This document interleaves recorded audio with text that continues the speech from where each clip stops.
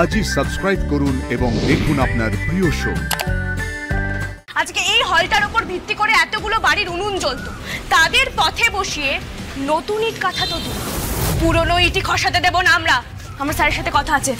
কোথাও যেতে হবে না, সাক্ষ্য মধুবনীর সঙ্গে মিটিং করে চুপচাপ দাঁড়িয়ে থাকুন। তাহলে আপনারা এখানে কি করছেন? দরজায় দাঁড়িয়ে আড়ি পাচ্ছেন? আশ্চর্য তো, কোথায় দাঁড়াবো না দাঁড়াবো তোমায় জিজ্ঞেস করতে হবে? এই আপনাদের সাথে না ঝামেলা করার সময় নেই, আমার অনেক জরুরি কথা আছে স্যারের সাথে। সরু স্যার। হাসির গলা মনে হলো, ও কেন ডাকছে আমায়? স্যার আর সে সব টাকাতেই তোমাকে সাড়া দিতে হবে এমন কোনো কথা তো চুক্তিতে লেখা নেই সাক্ষ্য। কিন্তু আশি, বিয়ে অষ্টমঙ্গলা সব তো হলো, তুমি তোমার সব দায়িত্ব পালন করে দিয়েছো। এবার যেটার জন্য এত সব নাটক, সেটা আমরা একটু ফোকাস করি। সিনেমার রিলিজটা নিয়ে আমরা একটু কথা বলি। বলছি বলছি, কিন্তু 1 মিনিট দাঁড়াও।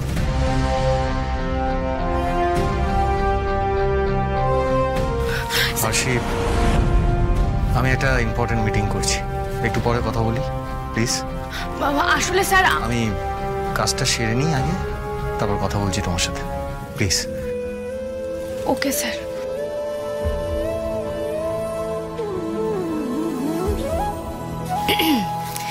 পেয়ে গেছো জবাব? যাও, আরে যাও রে বাবা, যাও না। না, এখন সবাইকে জবাব দেওয়ার সময় নেই আমার। ওদিকে যে কি চলছে কে জানে। আমি বরং সময় নষ্ট না করে টাকি যাই।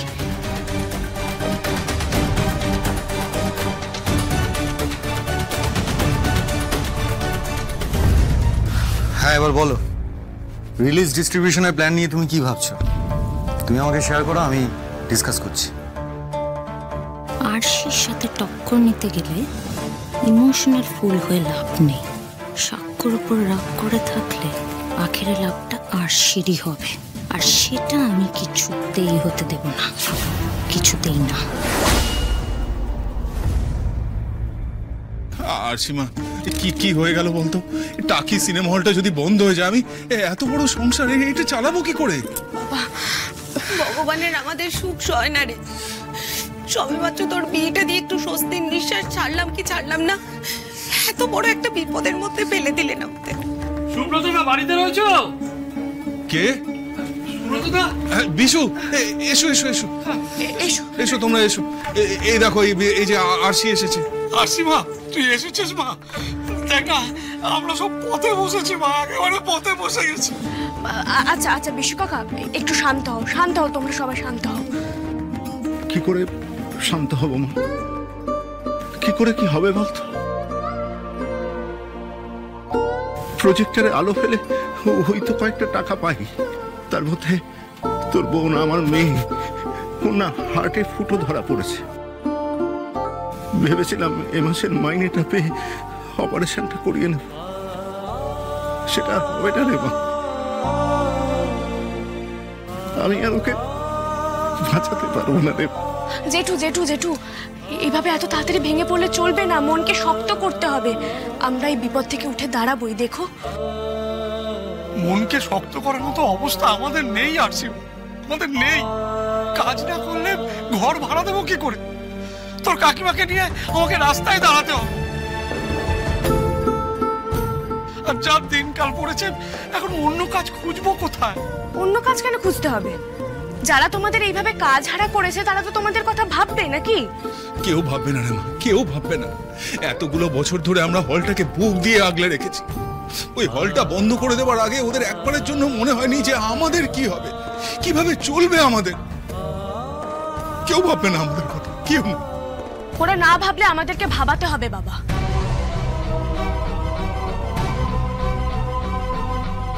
এইভাবে হার মেনে নিলে চলবে না। মনোহর জেঠু, বিশু কাকা, এইভাবে বাড়িতে বসে মাথায় হাত দিয়ে হাপিত্তেশ করলে হবে না। চলো আমার সাথে। কোথায়? ওই ম্যানেজারের সাথে কথা বলতে। এইভাবে এতগুলো মানুষের মুখের গ্রাস উনি কেড়ে নিতে পারেন না, এর জবাবদিহি ওনাকে করতেই হবে। আরে হুট করে ইচ্ছে হলো আর সিনেমা হল বন্ধ করে দিল, এই আবার কি? না, এটা হতে পারে না। আরে বাবা, অন্য কাজ খুঁজে নেওয়ার সময় তো দিতে হবে, আর ততদিন সংসার চালানোর জন্য ক্ষতিপূরণ দিতে হবে। ঠিক, কথা বলতে হবে ওর সাথে। ঠিক ঠিক ঠিক, কথা তো বলতেই হবে। সত্যি আশিমা, তুই আমাদের সবার মুখে বল দিলি।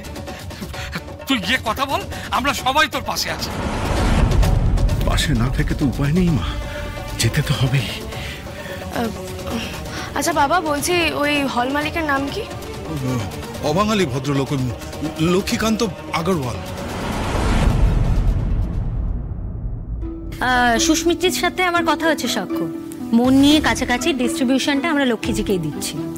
রাউত ফিল্মসের চেয়ে ওরা বেটার ডিল দিচ্ছে। সে তো ওরা শুরুতে প্রত্যেকবারই বেটার ডিল দেয়, কিন্তু ঝামেলাটা করে হচ্ছে ক্লোজিং এর সময়। যাকে ফাইনাল কথা যখন হয়ে গেছে, আমাদের হার্ড ডিস্কটা পৌঁছে দিয়ে আসতে হবে। তো চিন্তা করতে হবে না দাদা ভাই, আজকে আমি বাচ্চু দাদাকে দিয়ে ওই লক্ষ্মীজির অফিসে হার্ড ডিস্কটা জমা করিয়ে চালানটা নিয়ে আসবো। ওকে, ঠিক আছে। এই বাবলি, আসি কোথায় রে? ও কি ঠাম্মির ঘরে? বাবা, আরশিরা তো খোঁজ নিচ্ছ, মিস করছো নাকি ওকে? মধু প্লিজ বাঁকা কথা বলো না। ও তখন এসে বলল কি একটা ইম্পর্টেন্ট কথা আছে, আমি বললাম মিটিং সেরে ওর সাথে কথা বলছি, তাই আমি জিজ্ঞেস করছিলাম। আরশি বাড়িতে নেই। বাড়িতে নেই? কোথায় গেছে? ওই টাকি দেখে একটা ফোন এসেছিল, ওখানেই গেছে মনে হয়। টাকিতে গেছে? কিন্তু কেন? সেটা তো আমি জানি না। তাহলে ওখানে কোনো সমস্যা হলো নাকি? পাপাই ঠিক আছে তো, নাকি কোনো বিপদ হলো আবার? সুস্মিত্রী ফোনে আছে, একটু কথা বলে না।